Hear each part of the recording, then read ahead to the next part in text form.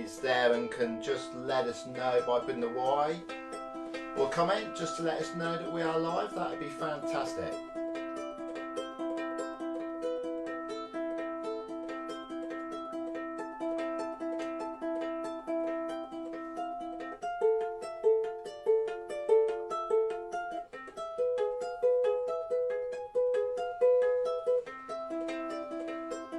Mark's going to be joining me any second now for the third lesson.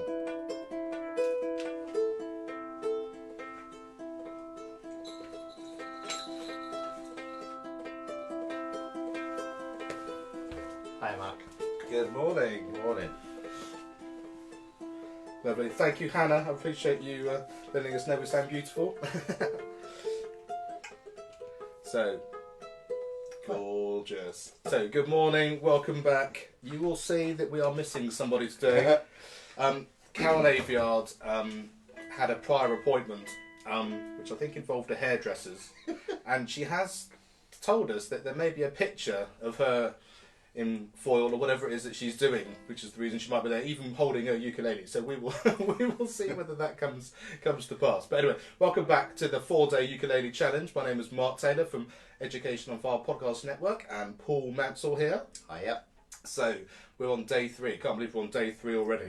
No. And today we're going to have a little bit of a recap of what we've done and give you some more things to learn. Please do like and share. The more people we can get to watch, the better. We just want to, make this as fun for everyone as we can and as educational as we can. And we've had some great comments and responses already, which we really appreciate. That's the reason we've done it, to give you the opportunity, which is fantastic. Some more people have signed up. We really appreciate that as well. There's still 1 or 2 people who have signed up but not confirmed their opt-in. So please do, if you have signed up and not received an email from us, do check your bulk in your spam folders. And that way we can send you the MP3s and the PDF, so you've got all that resource material that can help you as well. So I think we're good to go. I think we are. Fantastic. Well, shall we start with a bit of a recap?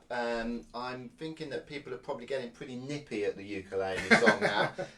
So let's start with the ukulele song. Just to recap, it's in 4/4. You've got 4 beats per bar. Each strum is going to last 4 beats, and that's called a semi-breve. So it's 1, 2, 3, 4. 1, 2, 3, 4. You've got the 1 chord in this song. Mark's got it already. It's a C chord. You've got your 3rd finger on the 3rd fret of the string furthest away from you, and you're going to strum downwards just like that on the first beat of every bar. You'll hear click, click, click, click, click, and then we're in. Let's go for it. Here we go. We'll do our semi-brief first, you said? Yeah, that's right. Right, let's just turn that up a little bit. We've got the same volume. And here we go.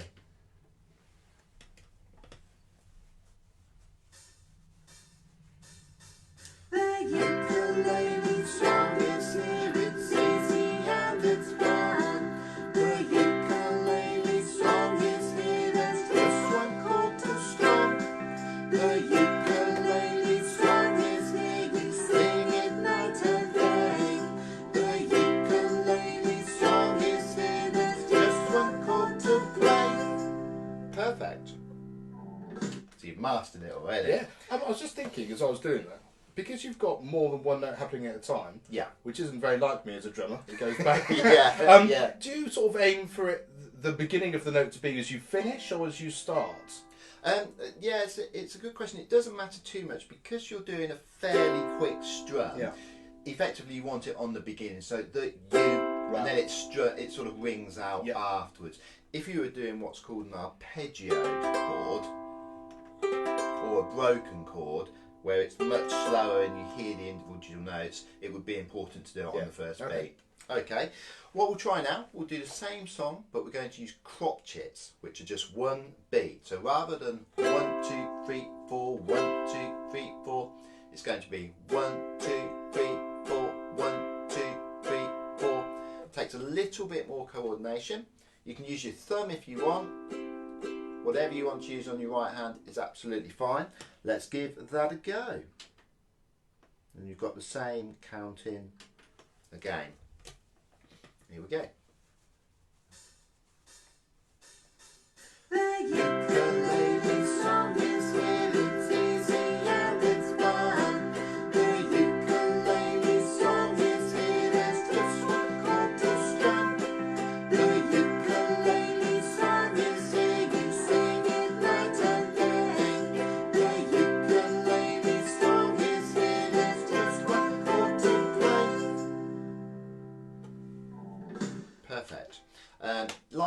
said, we'd love to know how you're getting on with it. So if you're sort of finding it easy, if you're finding it hard, let us know. So the second song that we did, the song that we did yesterday, has got 2 chords in it. It's got the C in it that we know, 3rd finger, 3rd fret, string furthest away from you, and then it had an A minor. Can anyone out there remember the A minor? In fact, can anyone in here remember the A minor? So we were 2nd finger. That's it. And we were down. You're almost right. You got the finger right on the string closest to you. That's it. On the G closest to you. Perfect. And that's so your. I was there, that's it. And then I'm. Perfect. So you're going from C to A minor. Now on this one, if you do find it difficult to move between the 2 chords, one person could do C for the first half and then another person could do A minor for the second half. We're going to go for it. We're going to try and do both. So we put this onto track 3. On this one you will hear click, click, click, click, click, click, and then we're straight in. And we're just doing, because it's 3 in a bar, this one, isn't it? And we were just Yes. doing 1 per bar. Perfect, yes, thank you for pointing that out. It's a dotted minim, so 3 beats in each bar. 1, 2, 3, 1, 2, 3. And it's nice and slow, this one. Here we go. So we'll hear 6 clicks. Tippy was a dinosaur who lived so long ago. He lived during Jurassic times when dinosaurs could roam. And change. But someone put an end to them, and no one knows for sure if it was the Ice Age or a meteor. Perfect. Again, that one you can, if you want, you can do it with crotchets, so it'd be 1, 2, 3, 1, 2, 3, all the way through. We won't try that now because I want to move on to the next song. So this is the 3rd song. This song is called Falling Coconuts, and it's got a new chord in it. This is going to be your most complex chord yet. Should have told you that before you signed up for this. That'd be good on Monday. Yeah. If I'd known that. Yeah. So this is definitely your hardest chord. It's called a G7. If you've got the handout from us, it's on page 18. There's a great diagram of how to do it, but I'm going to walk you through it anyway. First of all, for me, just put the C chord down that we know. So your ring finger, your 3rd finger on the 3rd fret of the string furthest away from you. Okay? So hopefully you've all got the C chord down. I want you to slide that finger to the 2nd fret. So you're sliding it towards the head of the ukulele, and it's now on the 2nd fret. And if you strum it, it'll sound like that. That's quite a nice chord in itself. This is where it gets a little bit trickier. Your 1st finger, your index finger, you're going to put on the 1st fret of the E string, the 3rd string. So it's kind of diagonally up, perfect, from where your 3rd finger is. Okay? Your 2nd finger, this one here, your middle finger that is sort of currently waggling around, you're going to put on the 2nd fret of the C string, the 2nd string. Okay? In effect, it'll look a bit like, that's perfect, I'll just come up to the camera, it'll look a bit like an arrow pointing up the ukulele, or a V shape. So it's kind of like that, pointing up the ukulele. And that's a G7. It's a fairly tricky chord, a G7, because you've got 3 fingers down and you feel a bit like a sort of contortionist when you're first doing that. It's quite a tricky one. You'll be surprised how, with a little bit of practice, you'll get that chord, and certainly in ukulele songs it's a very common chord, so it's a great one and a really important one to know. The knack to move in between the C and the G7, which happens in this song, is that little slide. So if I'm strumming on a C, I move my finger down, then I place the other two. The first few times you try it, your brain won't be able to remember that shape. No, I can't do that already. But it soon comes. So if you put the C down, is that right now? That's perfect. Yeah, give that a strum. So we were C, C, and then you're down, down to 2nd fret, and then it's where you go after that. So it's first finger, 1st fret of the 3rd string. That's it. Yeah. 2nd finger, 2nd string, 2nd fret. And that's your G7 chord. So we now know 3 chords. We know C, we know A minor, and we know G7. Now the next song, Falling Coconuts, has got 2 chords in it. It's got the C and it's got the G7. Because they're a little bit tricky to get to move between to begin with, first time I'm going to do the C chord, the easy one. Mark, the beginner, is going to do the G7, the difficult one. Punishment. I've got a fairly free day today. I feel a bit of practice might be yeah, going on ready for tomorrow. Right. So what we'll do, we'll have a little listen to this song first. It's in 4/4, this song. We're doing minim strums. First time we've done them. Each strum will last 2 beats, and that's called a minim. So it'll be 1, 2, 1, 2, 1, 2. Okay, let's have a little listen to the song just to familiarise ourselves with it first off, and then we'll go through it. You should hear 1, 2, 3, and then 3 piano chords. Coconuts are falling from the tree. Coconuts are falling next to me. 1 falls down, 2 fall down, 3 fall out the tree. 4 fall down, 5 fall down, 6 fall next to me. Coconuts are falling from the tree. Coconuts are falling next to me.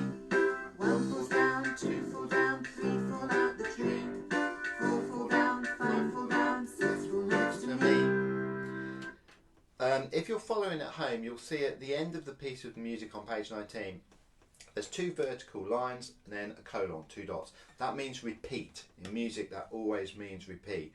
So effectively, when we get to the end, you go back to the beginning. So that's why we sang it twice. So on this one, the intro you'll hear 3 clicks, then you'll hear 3 piano chords, dung, dung, dung, and then we're in. I'm going to strum the first chord. So it'll be coconuts are falling from the... Perfect, Yeah. I like it. That's the timing bit. It's the moving bit. If you're at home, if you're with a friend or a parent or in a group, I suggest you do that. Split yourself into half of you do C, half of you do G7, and then we can swap around anyway. So let's give that a go. We're going to hear 1, 2, 3 clicks, and then we'll hear 3 piano chords, and then we're in. So here we go.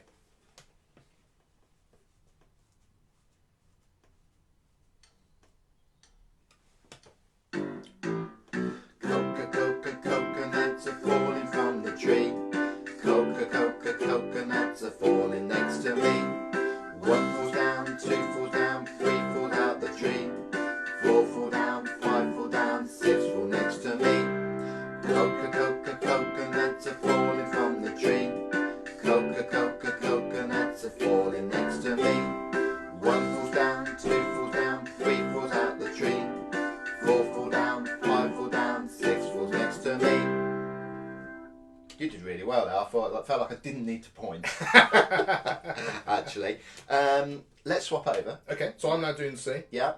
Hopefully I'll get this right. I won't point this time. It's slightly difficult for you because you've got the intro bits. You've got to come in on time. If you get that wrong, it'll all go horribly wrong. But I have every confidence in you. So if you're watching at home, I would do the same. Swap over. One of you do the C chord, and one of you do the G7. If you're watching on your own, give both a go. That's what we're going to try in a minute. So here we go. Let's get track 5. Perfect. Same intro, 3 clicks, 3 piano chords.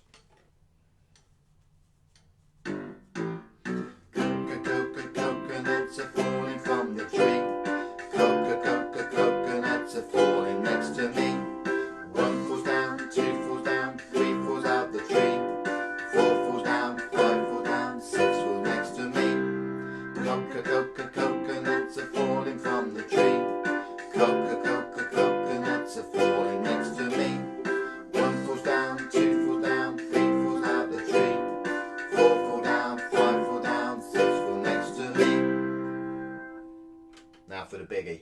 This is the bit I'm nervous. So you've got to get from both of them now. Don't worry if you can't do it. It's the first time you try it. It's really tricky. You're going to strum the C. You've effectively got 1, 2, 3 C's. 1, 2, 1, 2, 1, 2, 1, 2, and then you're on to the G7.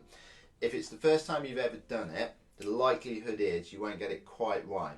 The knack to it, slide that finger down. Even if you don't get it, make sure you strum it. It's better to be in time and have the chord slightly wrong and be able to alter it than just not strum at all. Okay? You good?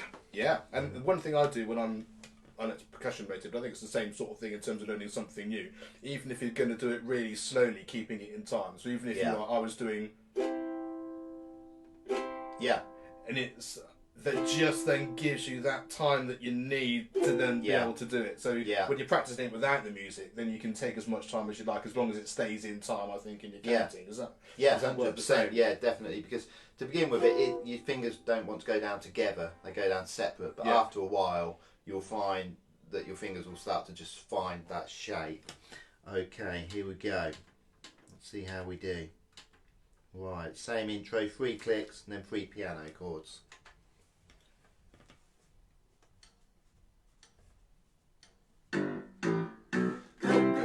Coconuts are falling from the tree.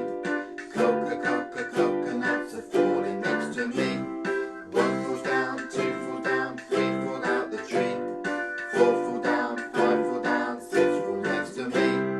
Coconuts are falling from the tree. Coconuts are falling next to me. 1 fall down, 2 fall down, 3 fall out the tree. 4 fall down, 5 fall down, 6 fall next to me. God, can you see the steam coming out of my brain? I was concentrating. You actually did really well. Well, I'd expect your timing to be good anyway, but your finger movement was really good. And I don't know if you noticed, but Mark was very good at keeping his fingers close to the fretboard. So just very quickly before we finish, if you try and keep your fingers close to the fretboard, it will help you a lot.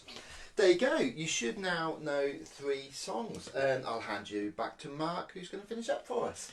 So I think this is definitely a practice one. We've definitely moved on in terms of that sort of technical level, but I think that's great. And like I said, it's a chord which we use a lot. So so it's one of those things, and certainly for me, it just helps whenever I do it really slowly to begin with, and then it's just that muscle memory thing. Yeah, isn't it? exactly. And it just bit by bit it gets there. And it gets easier and easier. So I hope you have a lot of fun using that and practicing that as we go on. So yes, we're back tomorrow for our final day. Final one. Unbelievably. Carol will be back. So thank you, Carol. We're back looking more glamorous with a new hairdo. We were in hair and makeup for less time this morning. So it didn't take us quite as long to get ready. So yeah, back tomorrow. And what we're going to do tomorrow, we're doing a recap of everything that we've done. Recap, if we get time, we'll do a new song. Depends how much you practice, Mark. We might do a new song, but we're definitely going to recap on them. And we've been talking about where to go from here. So we've had some lovely comments, and we really appreciate you getting in touch and seem to be really coming along and enjoying it with us. So we're thinking of ways that we can expand that. And of course, Karen and I both run Primary Music on Fire, which is a membership site, and inside there we've got tools for learning recorder and ocarina and samba and stuff specifically for schools as well. But we think this has been so good. We know there are lots of parents watching and homeschoolers watching as well who are doing it with their children, which is brilliant. And we're thinking about maybe expanding it so that you'll be able to take part on a more regular basis. We talked about ukulele at Christmas. I can see that would be quite a fun thing to do. So we've got lots of ideas to do, but we'll explain a little bit about how you can get involved in that kind of thing tomorrow. So yeah, we'll do a recap of what we've been doing, make sure we've got all our ukulele skills that we've done for this challenge, and then talk about how you can get involved again and hopefully continue to enjoy playing the ukulele. So thanks very much. We will see you again tomorrow. Enjoy your day, and I'm going off to practice. Great. All right, would you like to do this out, and I'll go in turn as well.